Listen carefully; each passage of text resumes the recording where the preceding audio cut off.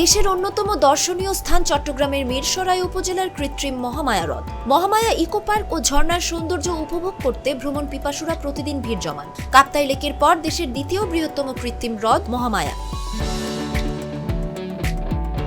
11 বর্গ কিলোমিটার আয়তন বিশিষ্ট লেকটি চট্টগ্রাম শহর থেকে 45 কিলোমিটার উত্তরে মিরসরাই উপজেলার দুর্গাপুর ইউনিয়নের ঠাকুরদিঘি বাজার থেকে 1.5 থেকে 2 কিলোমিটার পূর্বে পাহাড়ের পাদদেশে অবস্থিত।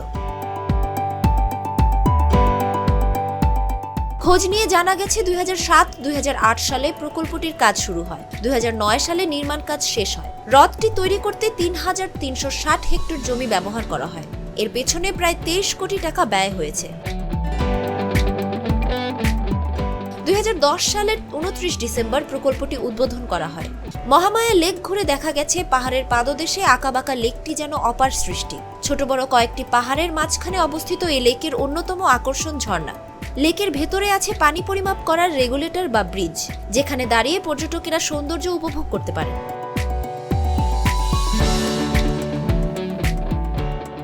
নীলাভ জলরাশিতে ডিঙি নৌকা কিংবা ইঞ্জিন চালিত বোট নিয়ে হারিয়ে যেতে পারেন অপরূপ সৌন্দর্যের মাঝে।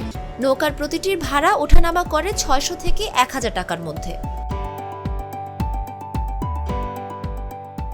ঠিকাদারি প্রতিষ্ঠানের দায়িত্বরত মোহাম্মদ হানিফ বলেন, প্রতিদিন দূর দূরান্ত থেকে প্রচুর পর্যটক আসেন। তাদের কথা চিন্তা করে মহামায়াকে ঢেলে সাজানো হয়েছে নিরাপত্তার চাদর। তবে এবার একটু ভাটা পড়েছে। অন্য বছর এমন শীত মৌসুমে পর্যটকদের ঢল নামে। এখনো আশানুরূপ পর্যটক আসেনি।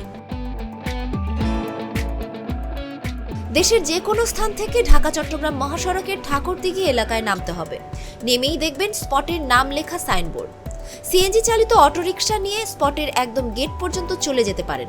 আপনি যদি হাঁটতে পছন্দ করেন তাহলে 10 মিনিটেই পৌঁছে যাবেন স্পটের গেটে। তারপর টিকিট কেটে ভেতরে প্রবেশ করতে হবে।